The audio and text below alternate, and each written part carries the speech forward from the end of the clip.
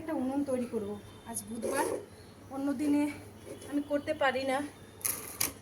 ছেলে মেয়ের জন্মদিন থাকে, শনি মঙ্গলবার থাকে, বাবার জন্মদিন থাকে। তো এখানে আমার একটা উনুন আগেই ছিল, ঘর প্লাস্টার করার জন্য উনুনটা ভেঙে দেওয়া হয়েছিল। সব দিন আমার এখানে একটা উনুন থাকে, টুকিটাকি রান্নাবান্না, দুপুরের ভাতটা আমি এখানে করে নিতাম। তো আজ বুধবার, ভালো দিন, তো আজ আমি উনুনটা করব, করে আবার দুপুরে রান্না করতে যাব।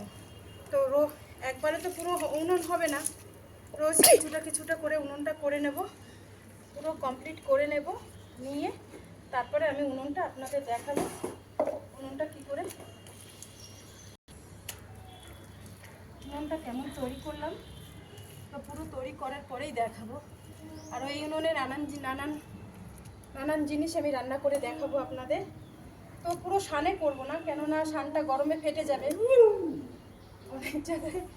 অনেক জায়গায় শানটা ফেটেছে, কিন্তু নিজে হাতে তো ফাটানো যায় না, তাই কিছু ইট পেতে নিয়ে আমি ইটের উপরে উনুনটা তৈরি করব।